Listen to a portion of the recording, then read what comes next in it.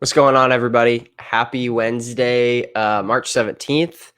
We are live, and my name is Matt. If you don't know me, I'm the CMO, the Chief Marketing Officer here at Legendary, and we are here live on Facebook 5 days a week, Monday through Friday, at 10 a.m. Eastern Time. So on my end of the world, that's 7 a.m., so it is early, and but I'm ready. I got my coffee. Like, I'm a morning person. It's all good.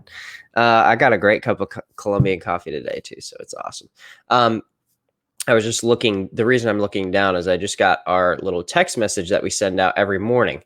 So every morning, you get a text message sent out to me, reminding me that we are here live for Wake Up Legendary. So if you would like one of those text messages every time that we go live, you can text 813-296-8553.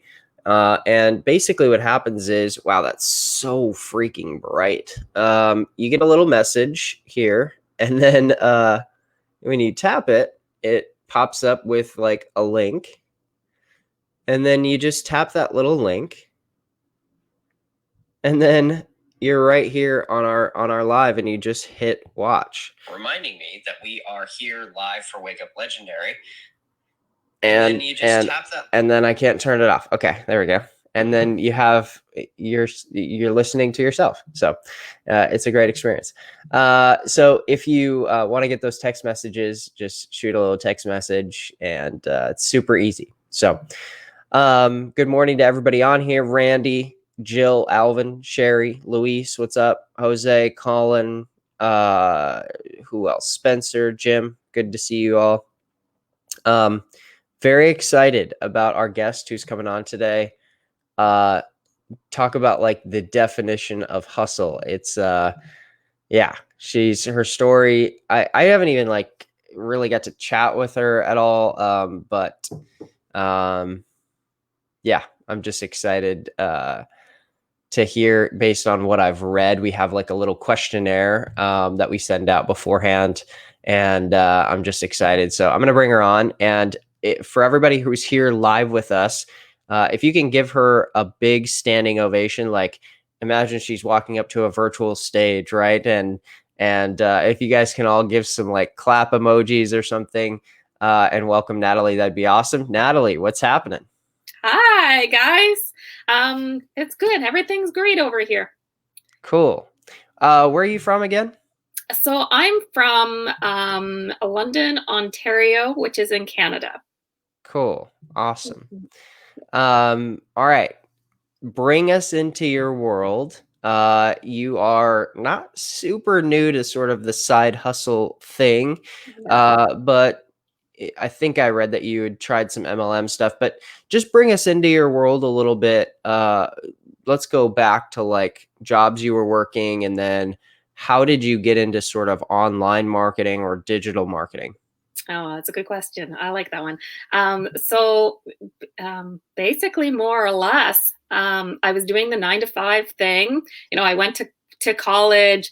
I knew really early on that in probably grade 3 or 4 that I wanted to help people. I could see my teacher was struggling with the other students in the class, and I'm like, man, every day she does something to piss somebody off. Like, why does she keep doing this stuff? Doesn't she know how to interact with people? It just was really frustrating for me, even as a young kid. And I remember the kids getting upset and leaving the room. And I remember going to my teacher and asking her, like, where do these kids go when they leave this room? Because I want to be that person that they go to. I know that they need the support, and they can't find it, and they're not getting what they need in the classroom. So that was kind of like my journey early on was, I need to help people. What do I do? How do I position myself? Where do I go? What schooling do I need? So I went in to be a child and youth worker and worked with families. So I worked in the group homes. I worked like almost like social work in the jail settings. And what else? Worked with like family and children services. So my goal was sort of just to help families, talk to families, help them understand just what challenges are going on within the family unit and the dynamics. So I was doing that for 20 years. Love doing it. But like anything, there's politics that go with things. So it's red tape, especially here in Ontario where it's government funded. It's all about wait lists and wait times, and who gets the help doesn't always seem to be prioritized in a way that maybe I would prioritize it being a frontline worker. So it Yeah. became really frustrating that I had these skills, but I couldn't Mm. apply them where I could see the need was. Um, so during this time, I also sort of had the side hustle piece as well.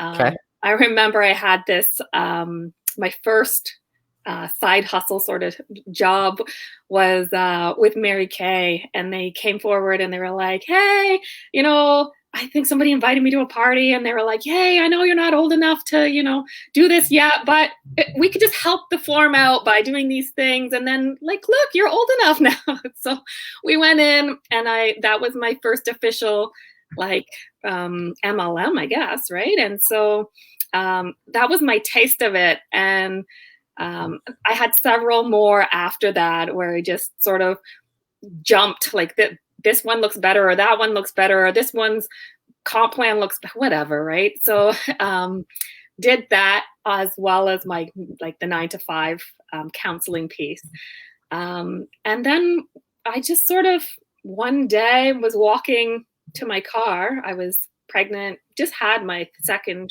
child, sorry, and I just realized like what am I doing? Like what am I worth actually? Like what am I doing? I keep doing the same things over and over, and I'm not really getting different results. Um, and it's Mm. not about the money at this point. It's about who I am as a person, and realizing if I go back after my maternity leave, what will change? Like nothing is going to change. And that hit me because the person they hired to fill in my 9 to 5 position while I was on mat leave, she would call me and she would say, "Hey, Natalie, like I'm doing these case consultations and it's going really well and we have a clear plan." And then they leave and they do something completely different. And I'm on the hook because they're saying I recommended these things, but they've done something different. And now they're coming back and they're blaming me. What do I do?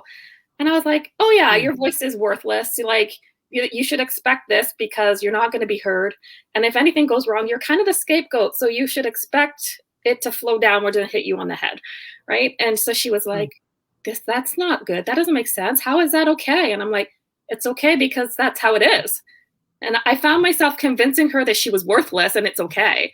And now I'm like, wait, Natalie, what are you doing? Like, you got into a career where you help people, and this person's coming to you, working your old position, telling you what's going on and what she's struggling with. And you're Mm. telling her it's okay. You know that it's not okay. Do you listen to yourself? And so after probably like the second or third time she had called me, and I realized that's going to be me. I'm going back. Why am I actually going back? And is it to prove that I'm not worthless? Because I should already know that. And that was like my big wait. I don't Wow. there's no concrete solid rules that say you have to do anything. And if you find yourself in that Mm. position, then you need to take a good look at why you feel you have to do something. And so I didn't end up going back. I ended up starting my own private practice and started Cool. in doing the search for getting my private practice up. That's when I discovered like some of the funnel builders and some of the affiliate programs. And I was like, this is genius. Like, Mm. I don't have to actually put my private practice together if I don't want to, because I don't have to have a service or a product. I can do affiliate marketing. And this is kind of like a well-rounded, catch all, encompassing everything. And that's where I ended up sort of growing each of them, the private practice with the marketing skills, but then also the affiliate marketing side as well. That's really, really cool. There was just about a million takeaways that I just had there. um, but I'll hit on a couple that really stood out. One was, I think, something you said that almost felt like you said it in passing. But what you said was there aren't any like hard or strict rules that you have to do something a certain way, or that, there's not this, we create these weird imaginary boundaries around ourselves, or I think like very applicable to people here who are listening would be like, we create these, we see what other people are doing and we say, oh, I have to do it that way, or I Mhm, have to do, so, oh, I see everybody's killing it on TikTok. Oh, I have to do video marketing. No, screw that. You don't have to do that. mhm, Or I see everybody promoting XYZ product. I guess I have to do that too. No, screw that. You can do mhm. whatever you want. I think that broadening horizons and sort of just realizing there really aren't rules Right. is like, I think it's both empowering, but it's also scary to people, because what that does is it crushes any sort of excuses. So the excuses that we make, or the sort of the weird logical rational like reasons that we give for why we don't take action, or why we don't do the things that we know we should do, or do the things that we hate, is because of that. So when you remove sort of the rules, then it's like, oh shit, now all I can do is actually do the thing I have to do, or, and it's, I feel like it's maybe a little bit more vulnerable. Mhm, I don't know. The other thing that I thought was really fascinating is using your marketing skills to grow your private practice, which mhm, is something. So my wife is a mental health therapist. She has her own therapy practice. And it's just funny because I tell people this all the time. Like, it has nothing to do with digital education. It has nothing to do with even the core four like business mhm, models that we teach here. But the crazy part is I've done many multiple like lessons in our marketers club, or in our business blueprints webinars, where I actually go into my wife's actual Google Ads account. I set up all the ads for it. She doesn't know anything about marketing really, but um, uh, I set up all these Google Ads for her in May of 2019. Okay, so we're like pushing 2 years, and um, I give like very little attention to them, like freakishly little attention to them. Um, but that's mostly because I've been in marketing for so long that was like, as soon as I set these up, I know they're going to work. But when I first started in 2010, I knew nothing about Google Ads. mhm. And I bought I first got access to a Google Ads course in 2009, which was like a $500 thing. It was included as a bonus to something else, and that was like my first eye-opening. Like, wow, Google Ads! Like, it was presented to me as being able to sort of intercept people. Like, people are like on this mission, and then suddenly, smack! I can come in and just slap them across the face and say, "Hey, here I am," Yeah. and you have the ability to pay to do that. And then a little bit later on in like 2014, I bought like this $10 course. I think it was actually $100 on Udemy. But they were offering like a $90 off. And I bought this Google. It was an amazing course. And over the years, like, what I've done is not just learn how to promote a certain product, or how to promote a certain industry, or sell a certain thing. What I've learned is how to actually market businesses. So, like, with your taking your knowledge into a private practice, that's exactly like what we've done here. My wife now has hired on 4 different therapists to her group Wow. practice. She's got a wait list of like 15 people because she can't hire fast enough. And it's a testament to the fact that, like, if you actually learn the skills, Mhm, rather than just, I'm trying to just make some quick money here, uh, those investments in 10, 12 years ago that I made are of not that much money, but some money, are like paying us dividends mhm, now and forever. And mhm, so I just thought that was really cool that you're doing that. It's a journey that we're on right now, we're doing, but we've got this not huge budget, but it's like we spend like 50 to $100 a day for the last 2 years. So it's not massive, like we're mhm. spending 1,500 to 2 grand a month or something. But anyway, I just think learning the skills is so important, so valuable. Anyway, so you're still growing that practice.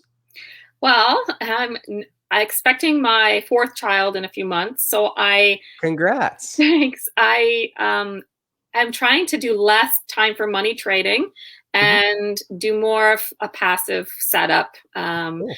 So right now, I have the clients that I have. It's word of mouth referring. Like it's ticking along by itself, and I've been blessed with it being plentiful. It was challenging to get it up and running, challenging to get my first couple clients, challenging to get some traction. It was really frustrating. Yeah. But I mean, the idea is to not get frustrated, is to love what you do. And so Mm. when I would hit roadblocks in my private practice, I'm like, okay, well, let me go do some affiliate marketing stuff and set something up and get some wins, which boosted my Yeah. confidence to start to do some more private practice stuff. So they kind of like did this as they grew. And so now they're both at that stage where they tick along by themselves pretty passively. And I don't look for leads. I'm not like, there's not a lot of marketing per se stuff that I do. It's like you said, you set something up and it kind of just, the traction happens and it grows. So luckily, that's kind of at this phase, it needs to be at that phase because I'm about to go into baby number four, right? So it's nice to see it just sort of paying us back at this point. That's really cool. And I Yeah, that's don't think really, I'll really cool. ever really get away from the one-to-one work. Like I Yeah. knew as an early child that's what I wanted, right? So when it fuels Yep. it's your passion and your soul purpose, then you're kind of Yep. called to task and called to serve. And that's that's exactly what I wanted, which gives me enough energy and enough drive and enough passion-filled stuff to go and do more affiliate marketing. So they kind of, yeah, again, they really I need both of them like to feel full. Yeah, totally. And that's part of the formula is being able to allow yourself that freedom, which is always I've always thought is a cool thing about digital marketing or affiliate marketing, right? Is like just having the ability to sort of like, yeah, I don't know, do whatever the heck it is that you want to do, right? Like a lot of people, I don't know. There's this interesting thing where people are like, the end goal is freedom. It's like, well, there's a deeper layer than just freedom.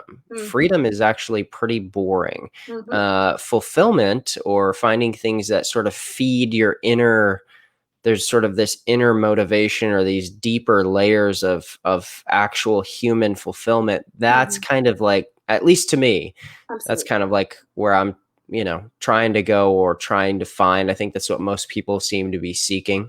Mhm. um that's really cool. And I So think we've you've got the seen it, fourth. right? Like, we've seen that where people start making, like, super affiliate incomes, and then they start being like, "Wow, I gotta keep this grind up to keep this coming in." Like, "I actually don't like this.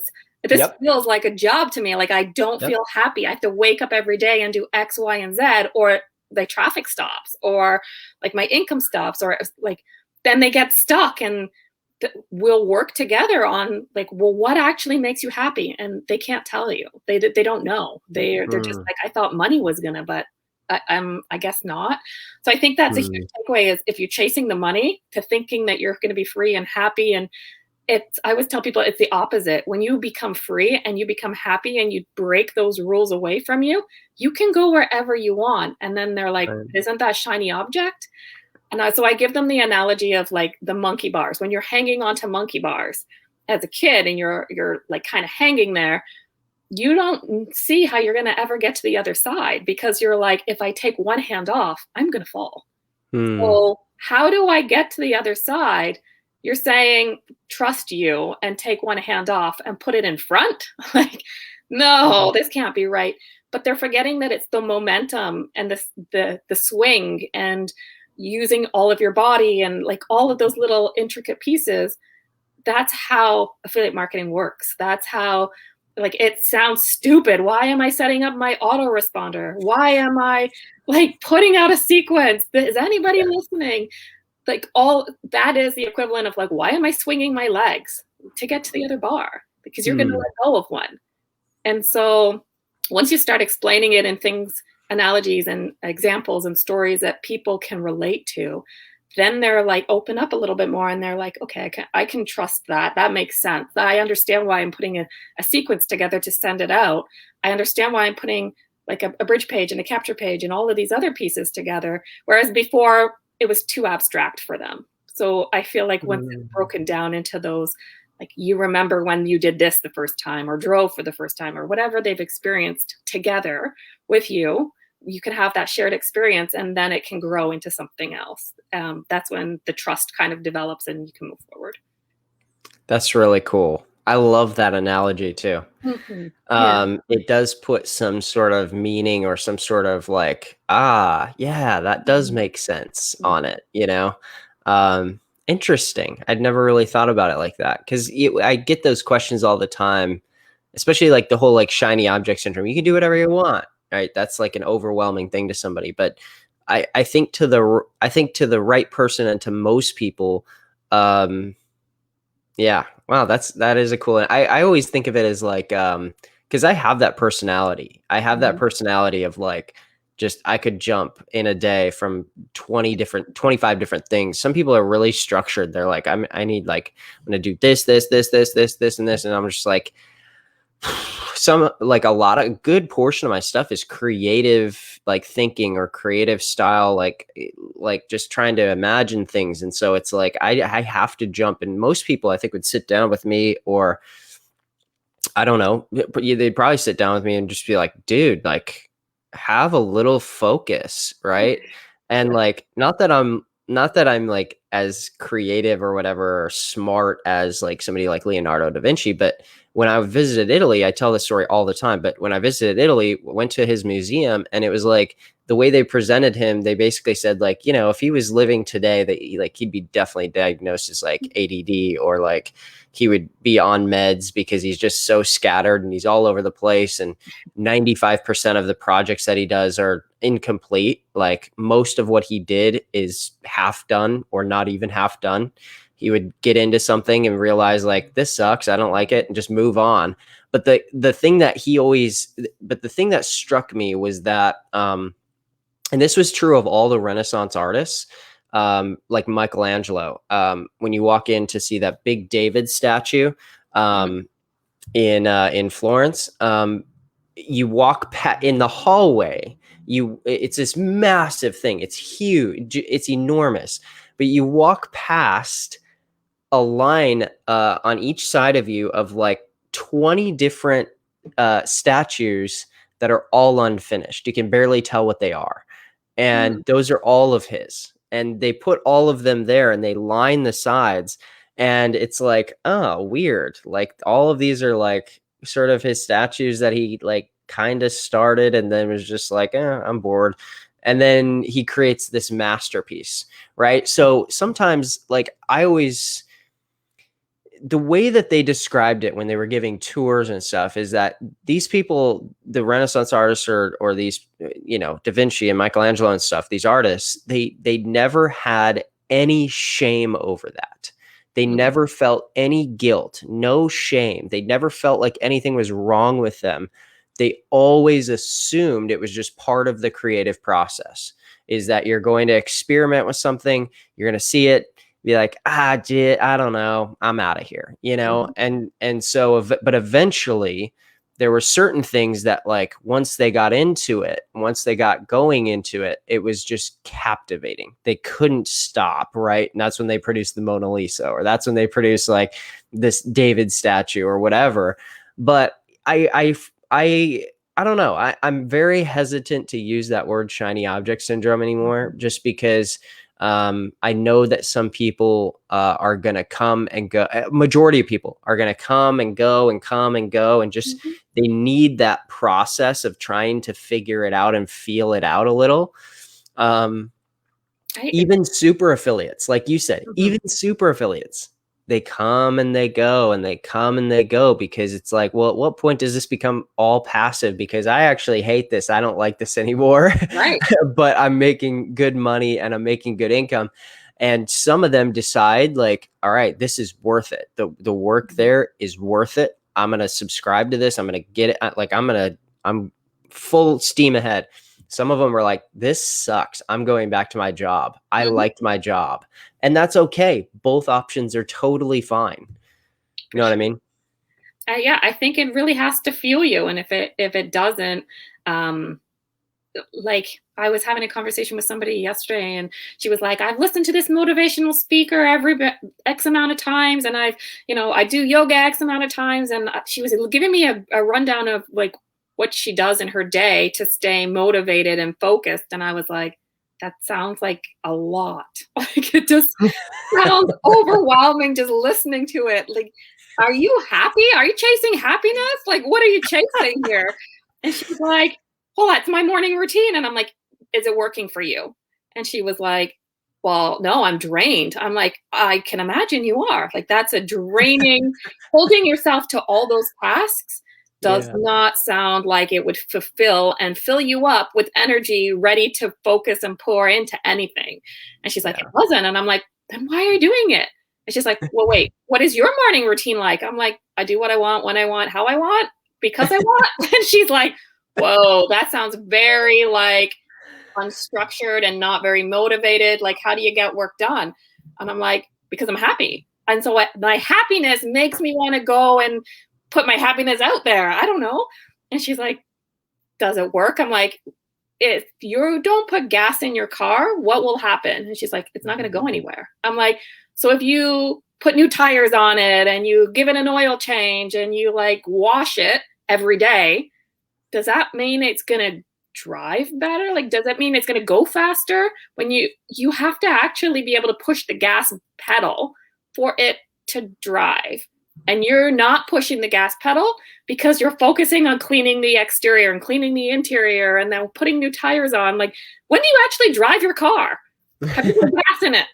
And she was like, "No." I'm like, "The gas is making you happy. When you can make yourself happy, you will have enough energy and you won't need to listen to motivational speakers and worry about, well, I'm a procrastinator, so I have to do these things." You are still procrastinating because you haven't even gotten the damn car yet. Like, what are you doing? So it's pretty funny. Like, once I Yep. broke it down with her like that, she was like, "Oh my goodness." Like, I guess I just didn't think of it like that. I thought I had to do these things. I thought I had to do these things. And I'm like, no, there's no have to in life. Yep. So another example of that is my 3-year-old. He was telling me everybody was having a birthday. Um, he was like, "Why is this person having a birthday and that person having a birthday? And it's never my birthday." And I'm like, "Because everybody gets one birthday a year. Like, it's not your turn, buddy." And he was like, every day waking up, like, "When's my cake coming? And when am I having a birthday?" And I was like, this is like destroying this kid. Like, every day I'm telling him, "Because you're worth nothing." Like, that's how it feels to him. Right. Everybody else is having a special day, but well, you only get one once a year, and today's not it. And so then I realized the same rules apply. Like, just because who made this rule up that we get one birthday? Who said you get one cake a year? Who made this stuff up? I'm like, "Actually, yeah, today is your birthday, and we're gonna go pick out your cake." And he's like, "Really?" I'm like, "Why not?" And so everybody was like, "Well, what are you gonna do on his real birthday?" I'm like, "We're gonna celebrate that too. We're gonna celebrate how cool he is every day if he wants to." They're like, "But he's gonna want to do that every day." And I'm like, when he's full and he knows he's great, he's not gonna want to keep celebrating. And Mm. so that was what we did. We celebrated his birthday. We got him his cake. He was pretty pumped. He has his picture beside his beautiful cake and stuff. And that was it. When it was, Nice. 3-4 months later, when it was his birthday, it was like whatever. Like, it didn't have the same thing. But when we looked behind the message that I was giving him of, "Well, you're not valuable and you don't deserve to have this celebration," it was the intent behind it, right? So we just got rid of some of those rules and we lived freely and everybody was happy. Got rid of the rules. Yeah. Got rid of the rules and lived freely. That sounds like awesome. Right. Yeah. What man, yeah, geez. I don't you feel like it takes a certain I'm curious. Do you feel like it takes a little bit of what's the right word?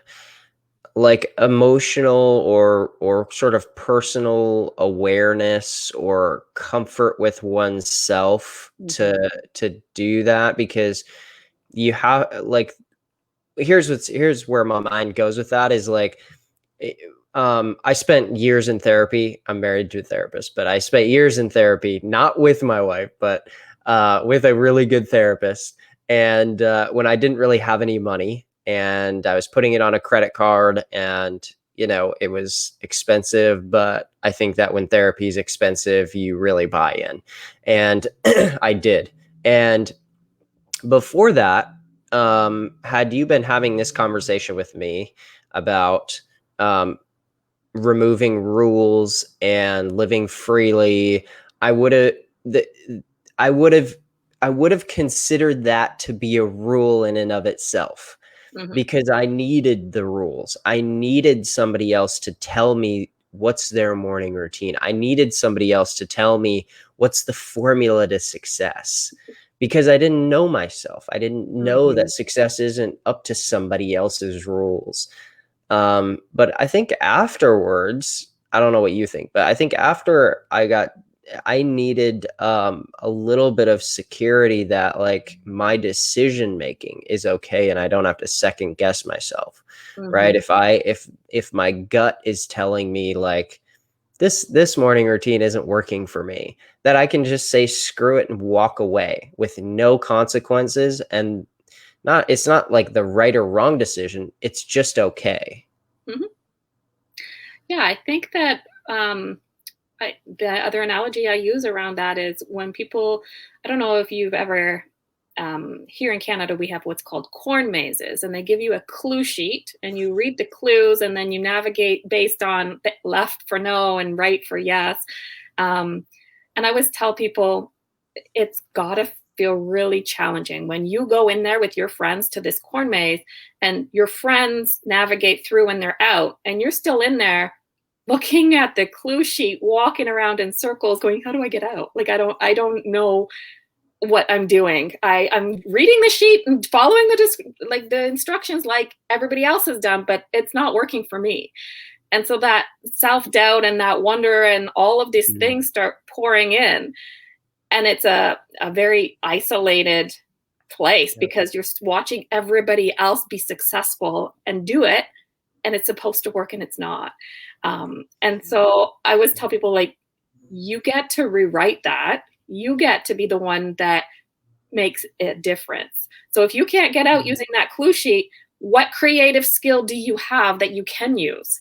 Just because the clue sheet's not working for you doesn't mean you're doomed and this is the end and you should just lay down and wait for nightfall. Like you have to get out.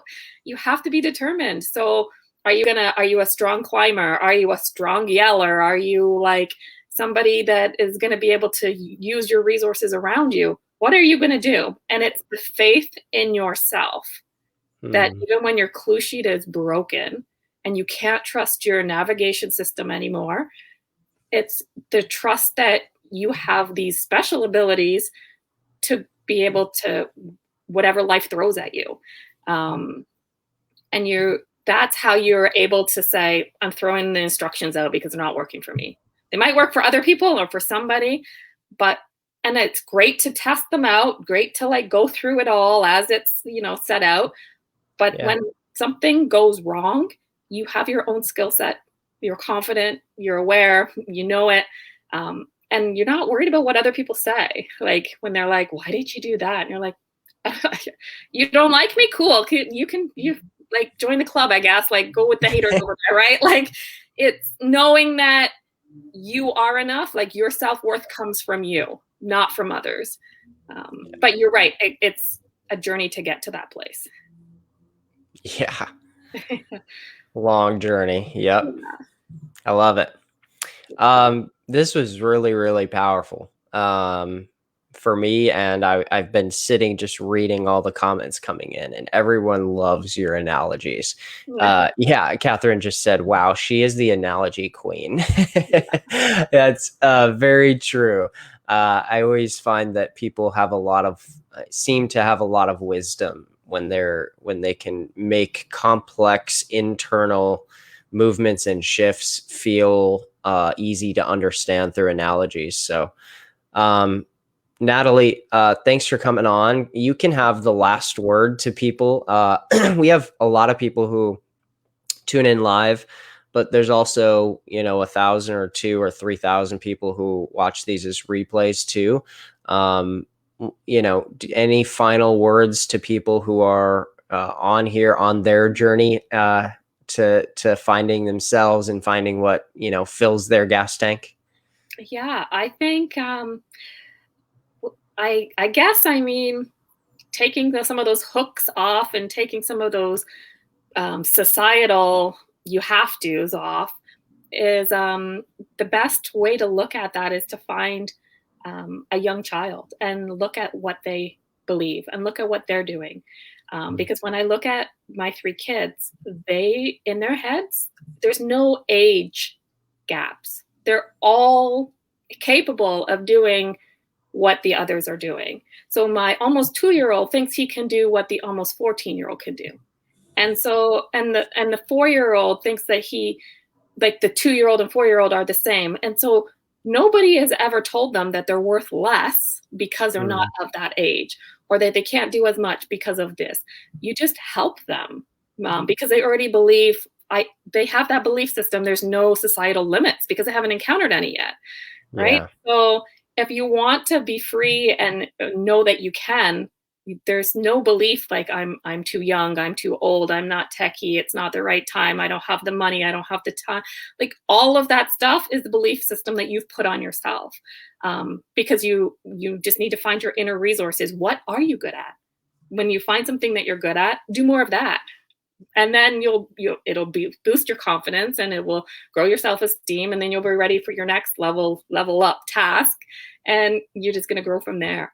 So I think do more of what you love, and let your confidence shine, because those are when your inner resources are going to come forward, and that's what you're going to use. I can't say it better, so I won't try.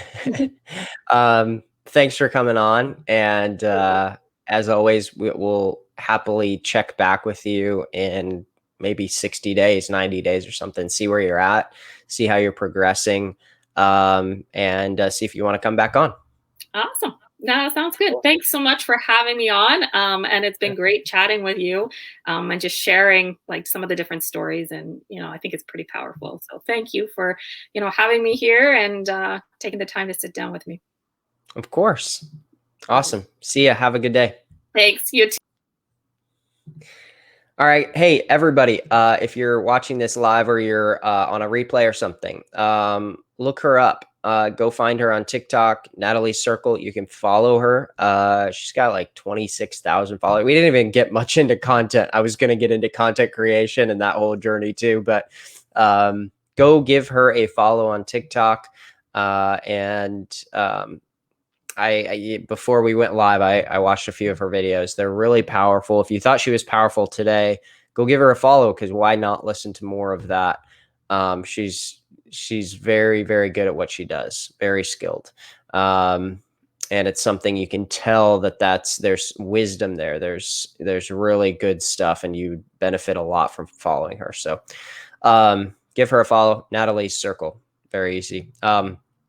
Hey, last thing, for those of you who are here, if you want a little bit of our merch, we just put up a new merch site. It's belegendary.shop. If you want to grab like a t-shirt, hoodie, coffee mug, you name it, there's a bunch of new merch stuff there. So yeah, if you want any cool new merch from Legendary, belegendary.shop. You can go there and grab a little bit of merch. So that's all we got for today. We'll be back same time, same place tomorrow, because we're here 5 days a week, Monday through Friday. So tune in, and we'll see you back here tomorrow, same time, same place. Dave will be hosting tomorrow and Friday. So see ya.